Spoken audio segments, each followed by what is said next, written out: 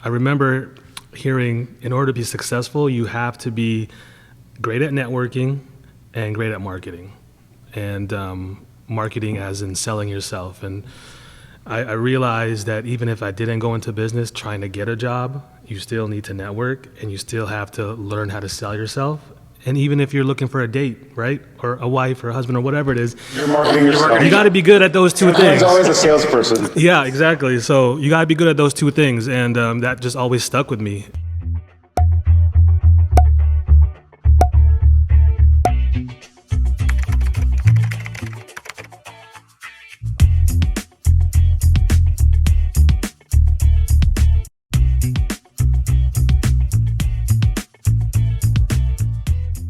Hello and welcome to this episode of the Ask Valor Masterminds podcast, day drinking edition, coming at you from the underbelly of the Creative Block Studios in Seattle, Washington. My name is Galen. I'm Joe. And we're pleased to have some more business owners, entrepreneurs to have a drink with. So Joe, for our new listeners and viewers tuning in for the first time, thinking, what are you guys doing drinking on a podcast? How did our podcast come to be? Sure. So it first started out as a Facebook group page. The purpose was to bring guests on to talk about topics all relevant to business, ask questions, share tips. And then someone approached us to start a podcast. So we started the Ask Valor Masterminds podcast. Again, just bring on different guest speakers to talk about all topics relevant to business. Because Galen and I like to drink and Mark likes to drink, our videographer, we thought what a better way than to infuse a podcast with drinking. Awesome. Yeah. Cool. And we try to count it, but we're easily over 150 episodes. Somewhere right? around 180-ish. Okay, so when you're in that 200 episodes, yeah. landmark, all right. So let's go around the bar while I'll make the first drink, and everyone introduce yourselves to our audience, please. Yeah, sounds good. Thanks for having me. My name is Francisco Dictado. I'm a local real estate professional in the Seattle, Washington area. I've been in the business since 2006. Didn't go to school to be a realtor, but I grew up around real estate and watching my parents become landlords, develop homes, and I did everything traditionally Filipino growing up. So running my own business and not being in the medical field is nice. So no nursing degree for you. No, but I have a surgical technology degree. So that's my introduction. And what got you into being a realtor then? Well, I saw my parents. They built homes, and when they got here, they immigrated, and they started with condos and bought their single-family home on a double lot. They used that, subdivided it, and built another home. So I got to see that whole process. And summer times, when everyone was on vacations, I was helping manage rental properties and such. So I just kind of grew up around it and have turned it into a business at this point. Nice. Mark. I'm Marc Bailly, architect, principal owner of Bailey & Bailey. We do architecture, interior design, and landscapes.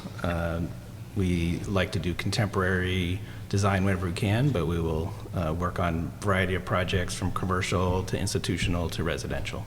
And what got you started into doing what you're doing? You know, when I went to college, I took an architecture class, and I just loved it. I mean, I didn't know what I wanted to do, and it was definitely my favorite class, and from there, I just, didn't turn back, So you probably worked for someone when you got out of college, correct? Correct, yeah. And then what made you decide to go on your own? Well, it's a longer story, but I'll give you the 30-second. I think at an early age, I realized I wanted to work for myself. It's a little bit built into our field, but it's sometimes hard when you're starting out. I was working in New York City for a mid-sized firm, and we grew really rapidly. And so about 4 years into that, I decided to kind of branch out on my own. Nice. And Bina, correct? Yes. All right. And can you introduce yourself and about your business and everything? Hi, I'm Bhina Wolf, owner, principal interior designer at Bhina Wolf Atelier. It's an interior design studio based in Seattle. I grew up in Delhi, moved here in 2021 to Seattle when I got married. So just to give a little bit background about myself, I grew up in Delhi. My whole background is like design. My grandfather was a carpenter. Mm-hmm. My dad was an electrical engineer, and my mom, she did textile designing but never pursued it. And my brother is an architect, so kind of like grew up in that environment and got a sense of design at a very early stage. I think I wanted to open my own studio, but I think when I moved here and as per my circumstances, I just landed up opening up my own company. Okay. Yeah. Nice. And what's your favorite type of client to work with? Besides the one where money's no object. Who can give me freedom to do whatever I want to do? So creative. Where I can show my real talent and show them what they can do with the space. Okay. Yeah. So do you find it then with your clients or people you talk to, prospects, that people are restrictive? Like they want something specific and you want to show them something different? Or do your clients come to you this, I just need help, design what you think? I would say both. I have clients in the past where they're like, okay, we don't know anything. We don't know how to put together colors, how to do it. Just help us. Mm-hmm. But there are clients who are exposed to such a huge marketing like Pinterest house where you can look into tons of inspirations. So I would say both. Mm-hmm. Okay. And then Mark, what's been the biggest challenge you've seen so far for yourself as running your own firm? Definitely starting out, it was just learning how to do business, right? I mean, as an architect, you learn a lot of things, but you don't really learn business so you're kind of self-teaching yourself how to run a business and how just to do all of that. Now, if you spend a lot of years in a firm, maybe you get groomed and you kind of see some of that. But for me, I didn't spend that much time working for other people, so I had to kind of do a lot of self-education, learning about contracts. I relied a lot on all my lawyer friends early on to kind of figure out, navigate all that stuff. So I was lucky to have certain clients and certain family relationships to kind of help me through some of that early learning curve. What have been some of the best connections you've made in your field that has helped you grow?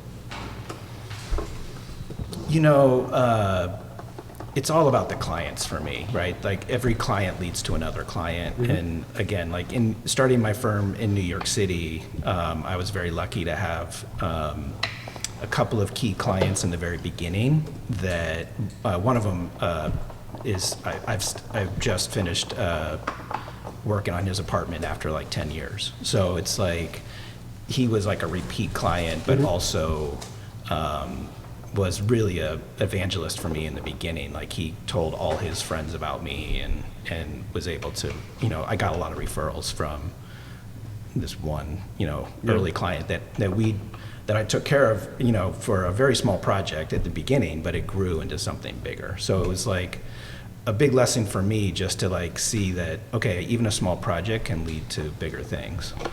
Okay. What about you, Francisco? What's been the biggest hurdle?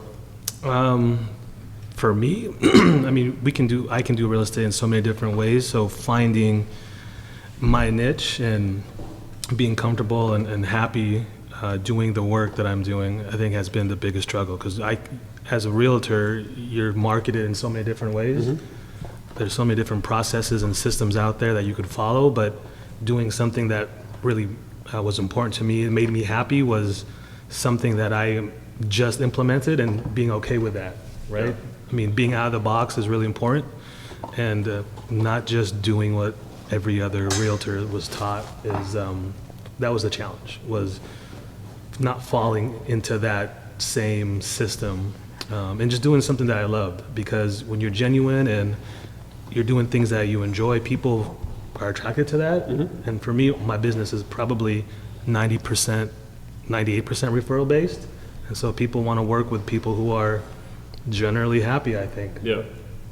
So just being comfortable doing it my way was the challenge early on, but now kind of leaning into it and just feeling comfortable and really blessed to be able to do that. Okay. Well, I want to ask something that is kind of the hot topic with a lot of businesses nowadays, and we'll go around the bar.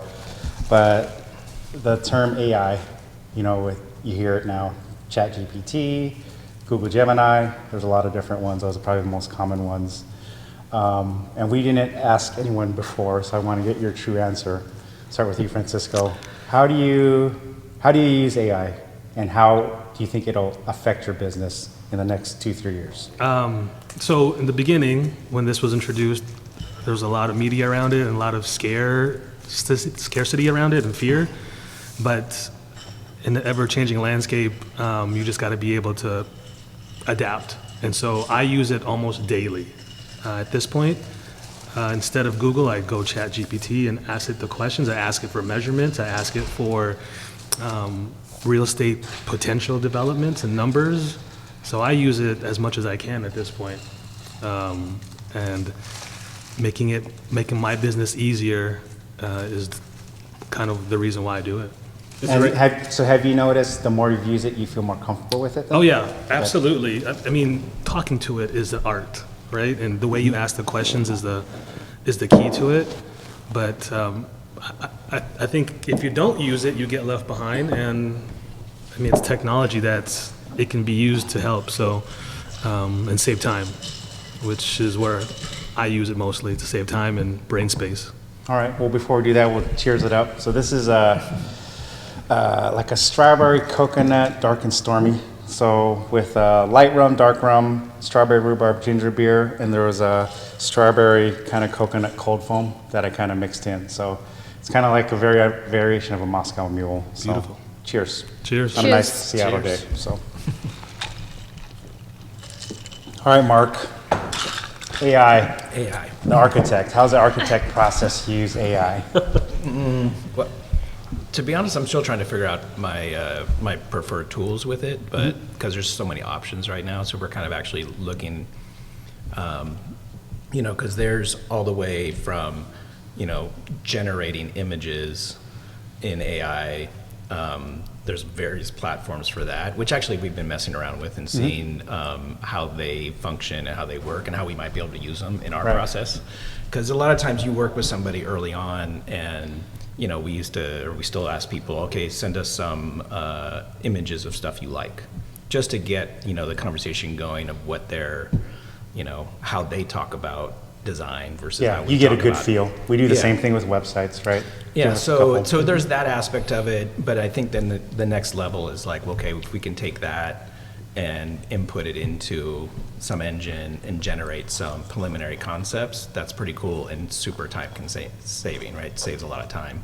The real question is how do we charge people for that, but we're working on that. Right. So, and then of course on the text side of like drafting texts or emails or whatever, then that's like easy and does save a ton of time. All right. Bina? I would say I've started using it more and more. Like I do use ChatGPT and a few AI tools for note-taking processes as well. Like when we are in meetings, they are taking notes for us. So definitely I would say AI at first was very scary, but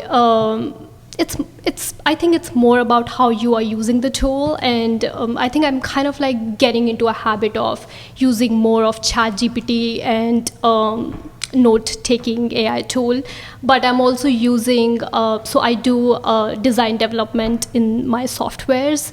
So I've started using AI in the conceptual design process, like when we are early on in a design stage where we are presenting concepts and designs to the client. So I think in that stage, I feel that AI is playing an important role for me because it's saving tons of time. Right. Yeah. So. Because you could be more efficient Yes. for your first initial, you meet with a client to see, I'm going to present 5 things, tell me the 3 you like better. You're not Yes. you'll get it going, and then from there, you work with a client, then you could work more with, all right, now I know what you want. Right? Yeah, it's like you can put in your hand-drafted sketch in that tool and give the prompts that, we want like a subtle color tone or a modern-looking or a contemporary-looking design. So it's kind of like AI is helping us generate those initial concepts. And also it takes like a prompt from our sketch as well, what we are Do you still do the hand picking where you're like, I want to do this floor and this Yes, for tile sure. and- Yes. Because I think in my business, it's all about look and feel of textures and different prints. So definitely, I think from interior design perspective, that's never going to go away because we like to feel the fabric. We like to feel the Right. different textures. It's not going to go away, but definitely AI is helping us putting things together in a faster way.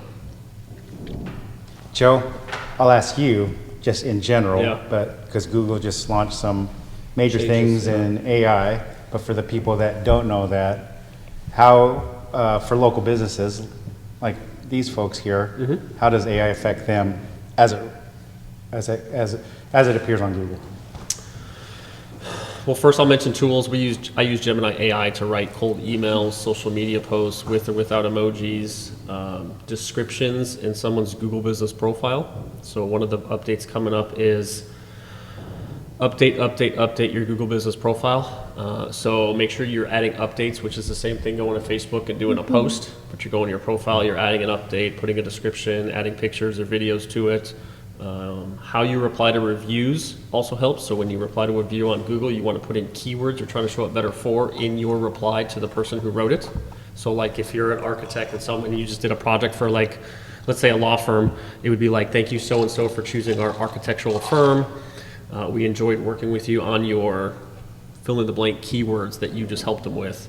And then thank them again in the back of the email. So that way you put in that you're an architectural firm, this is the type of design that you did, and you can even put in like the city that you helped them in. So then Google's going to pull that information into the reviews, and replying to the reviews in such a way helps you rank higher in the map section anyways. If you have services, update your services. Again, use Gemini or ChatGPT to just say, write a 300 character description about XYZ service list out a few cities. Copy paste, super simple. I mean, if you have 10 services you offer, it shouldn't take you more than an hour to do, in all honesty. And then for products, something I learned that I wasn't aware is for real estate, every single house you sell should be uploaded as a product because it's a product that you're selling or that you're interesting. listing. So then you would upload the description and the pictures and everything to that as a product. So I learned that last week from a realtor that's in my networking group. And that has helped her climb the ranks in the Google Business profile. So just make sure that you're updating everything. Which is a free resource, right? Which is a Google free Business- resource. I mean, we've created a product around it, a solution that we can sell around it, but for your everyday business owner, it's something that most business owners can just do themselves, right? So, that oftentimes they get charged $400 or $500 for. which is what With- we'll be with the- charging, but yes. but for the people who don't know at the time, we're a good fit, but for 90% of the businesses out there, it's something that they can go do themselves. So if you're heavily involved in social media, you need to be heavily involved in those going to your Google business profile. If you don't know how to do it, you Google your name, how it shows up on Google. It shows that you manage this or you're listing on Google, and then you just click add update. Boom, update your stuff. Because I also heard that they're potentially going to remove website links from your profile. So you have to be doing everything else. Yeah, you've seen it now when you Interesting. do a search on Google, there's usually that AI synopsis where Yeah. it answers the question. Yes. Because Yes. everyone's asking a prompt. They don't know they're asking a prompt, but they're asking, what's the best taco truck near me, or how do you fix a flat tire? And Google will show that. And oftentimes it's information without the link. So they want to try to keep it on site so you don't leave Google. So I even more started with, noticing it. yeah, even with your AI overview, we had a client reach out to us and said, how come this AI overview is not referring our business to people who are asking about us? Well, it's because it's pulling your reviews, and your reviews aren't the best. And how you reply to the negative reviews is not good practice either.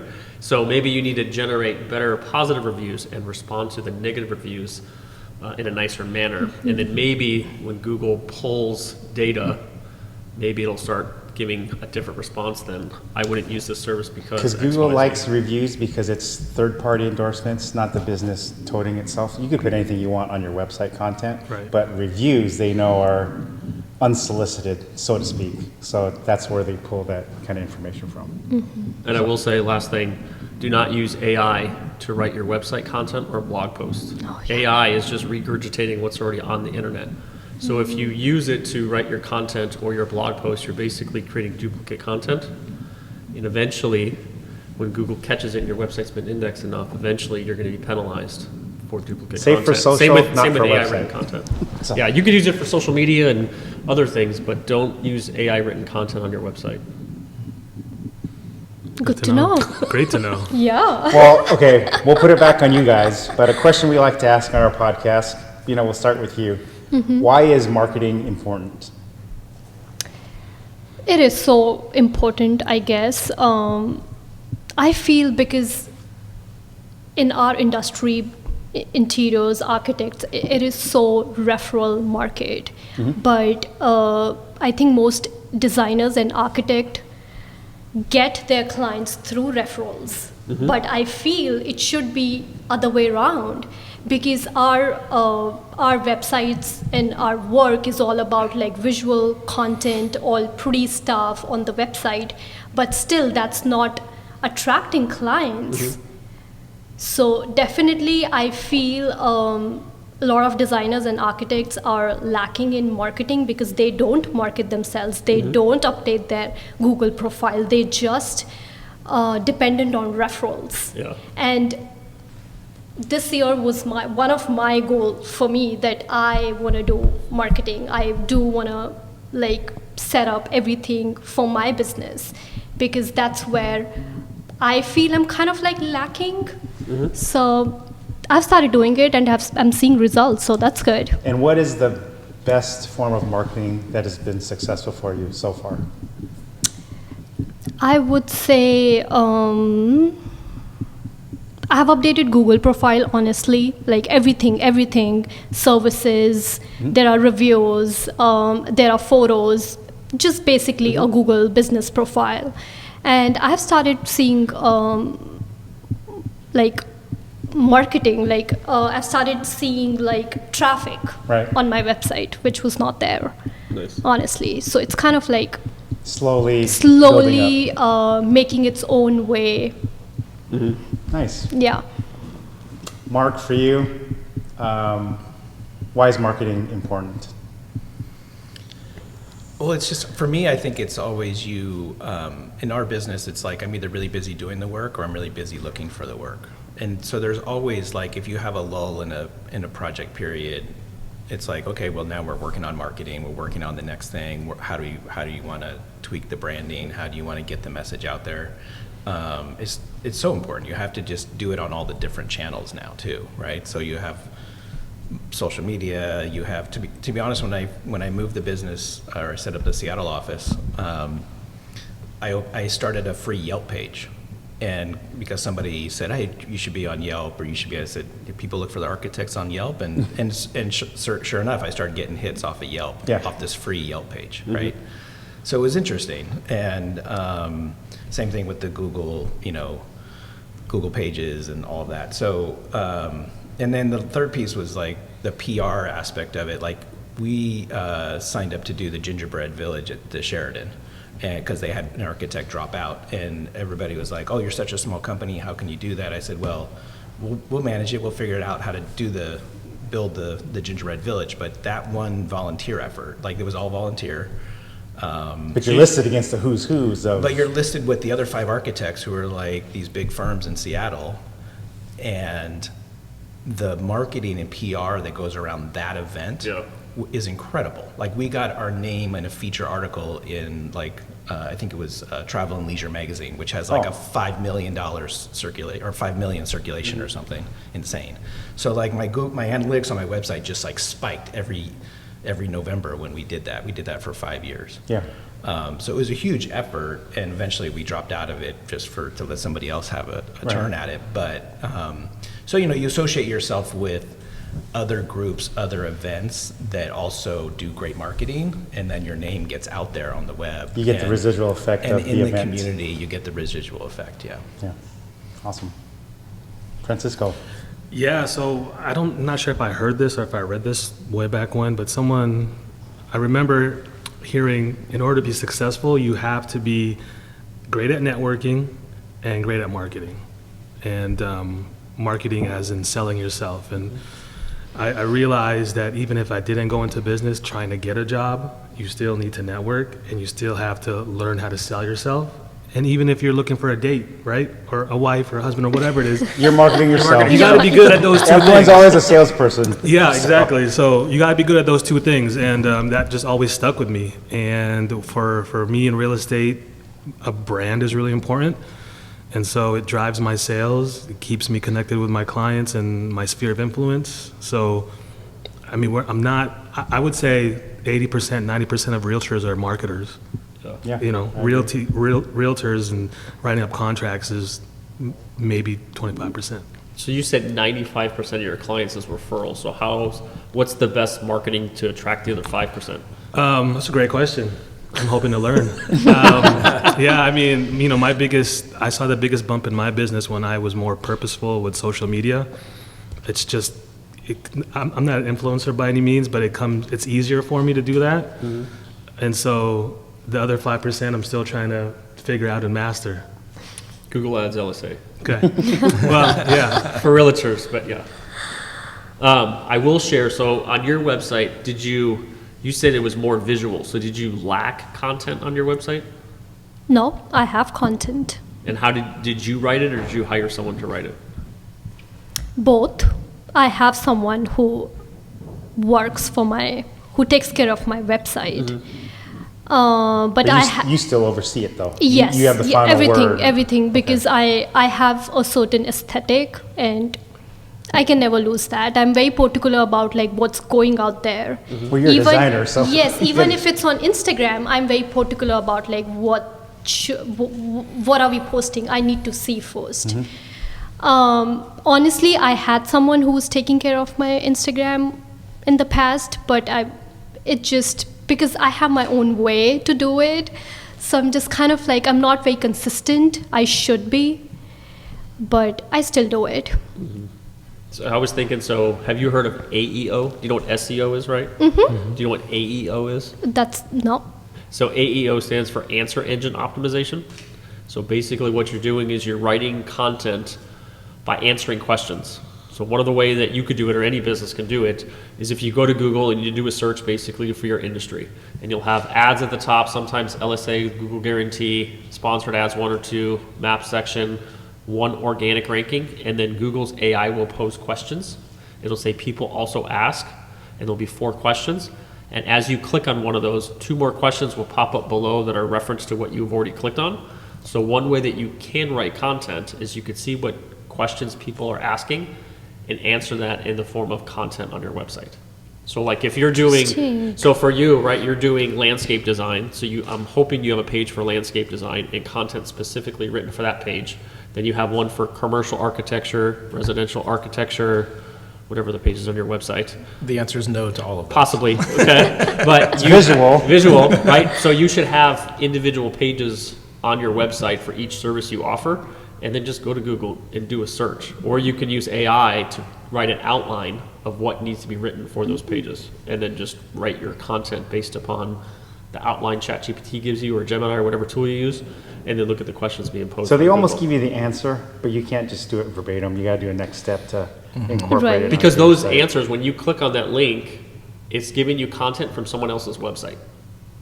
But it's finding the most relevant site on the web that answers your specific prompt, local to you, like closest to you. A lot of times it's not local, it's like a generic site, right? So how to change a flat tire, it'll be something generic, but something specific. I need design work in Kirkland for something. Now Google's gonna try to scour the web to find something relevant. Or give you the questions like other people ask these questions too. And that's how you could almost gamify or strategize on what Google's saying, because it's telling you these are the top questions people ask. So over millions of people are asking the same question, and put that content on your site. So it's almost reverse engineering SEO or AEO. Yeah. So kids, do you have kids? I do. How many kids do you have? 2, 5, and 8. And how many kids do you have? 2. Do you have kids? No. How do you balance work and kid life? So that was said work-life balance, right? So if you have younger kids and your kids are a little older, how do you still balance working and still giving your kids ample amount of time? I don't know who wants to go first on that one, but Go for it. It's always a juggling act. It's tougher when they're younger, to be honest. When they get a little older, they want a little more independence. They want alone time in their room, whatever. You can leave them at home for longer stretches of time. So it gets easier. In the beginning, it's really tough. because your kids are how old again? Mine are 5 and 8. So Mark, for yours, when she's old enough to drive, will you get her a car so she could take herself to those events and you don't have to? She's already got eyes. here's- She's already like, Dad, are you getting a new truck and I'm getting the old one, or are you buying me a new car? Oh, so she's already positioning. She's positioning, yes.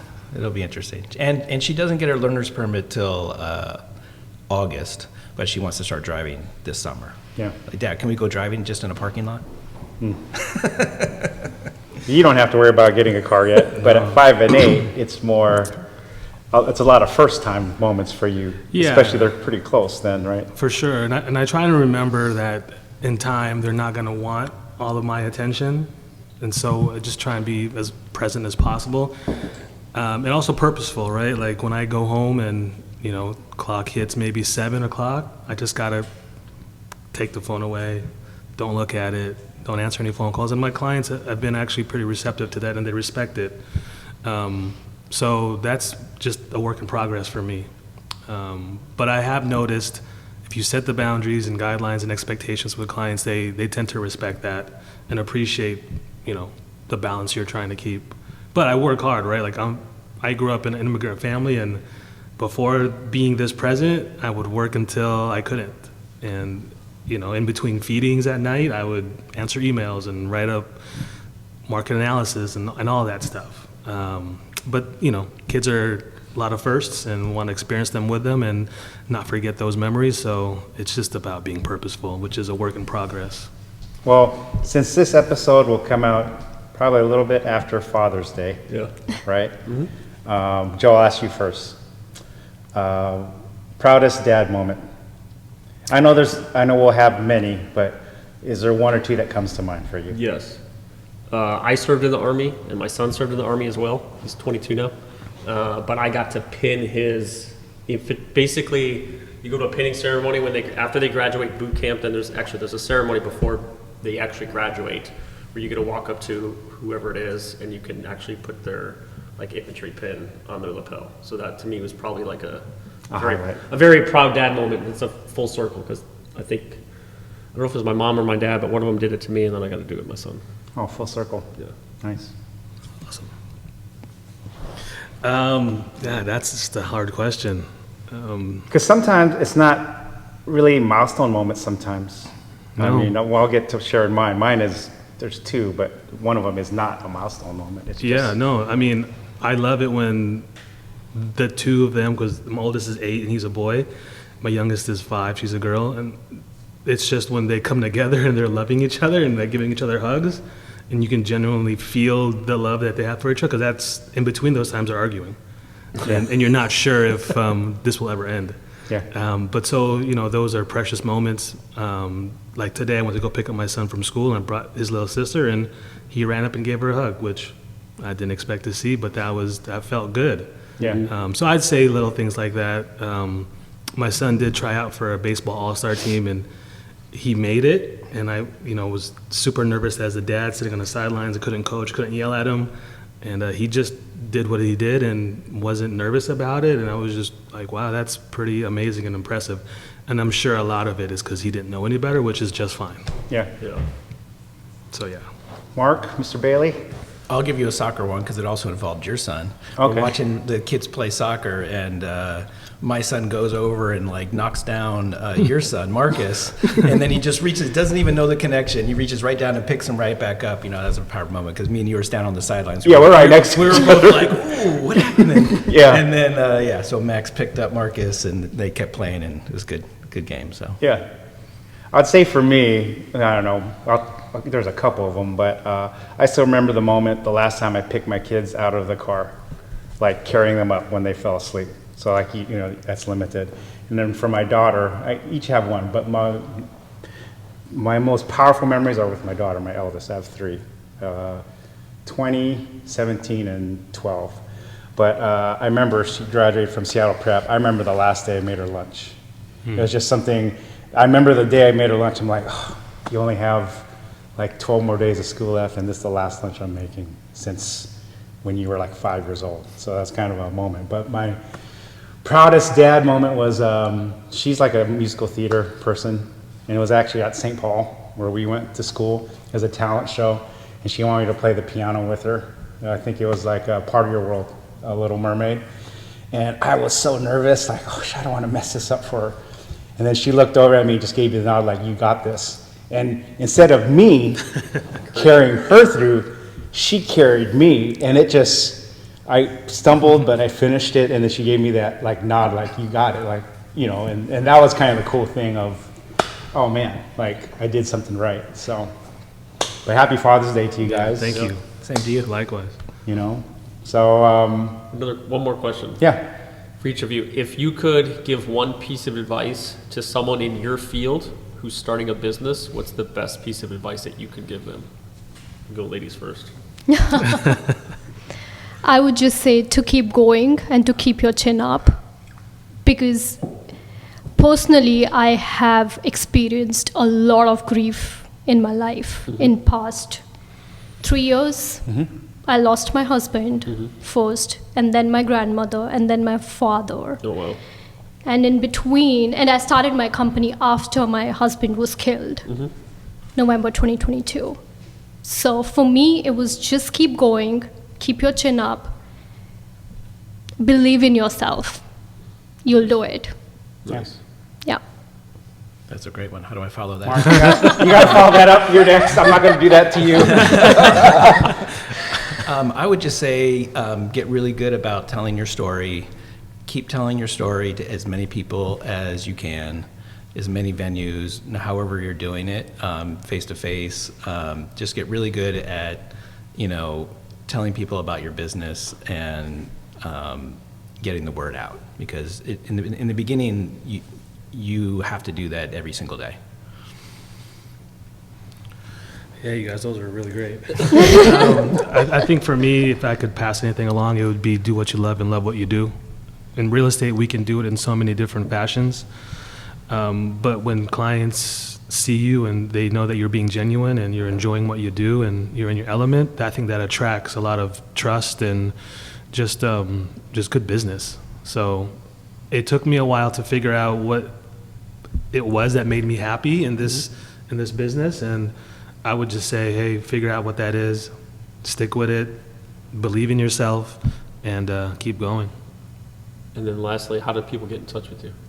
You can get in touch with me through social media, Instagram, Facebook. What are your handles? F Dictado is on Instagram. Speaking of that camera. Now, F Dictado on Instagram. Living in Seattle is my YouTube page, and my email is fdictado@gmail. And we do anything real estate related, developments, residential, anything Seattle. And you want to talk about that project? Aren't you part of is there a project you're a part of, the Living in Seattle project? Oh, yeah. Actually just got selected to be a host on American Dream TV, Selling Seattle.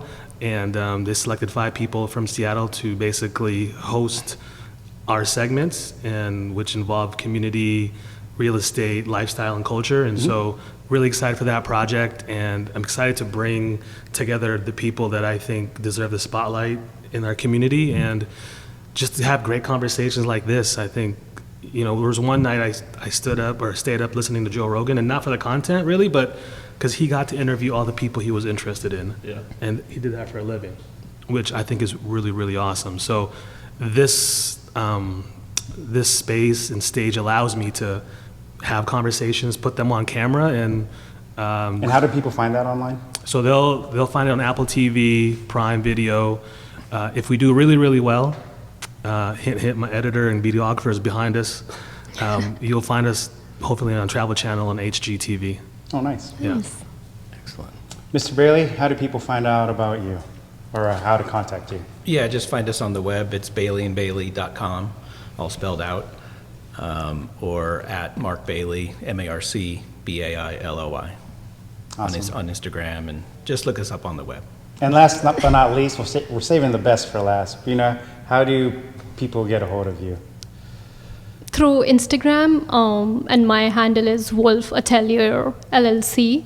And also, they can reach out to me by my mail. It's bhina@bhinawolfatelier.llc.com, and they can also search me in web. Anything design, I'm here. We'll put all it in the description. Right. And then for you, lastly, are you a local or are you internationally as far as how people can hire you? Internationally, Okay. What are some of the countries you worked in?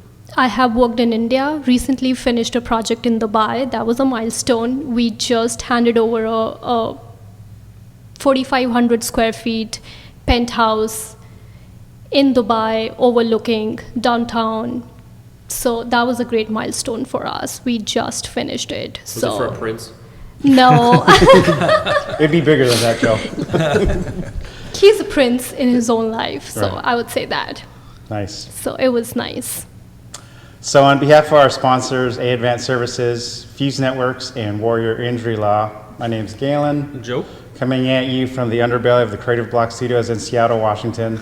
Thanks to our guests for enjoying a drink and talking this afternoon. But thanks everyone for tuning in to this episode of Day Drinking, the Ask Valor Masterminds podcast. Thanks everyone. Thank you.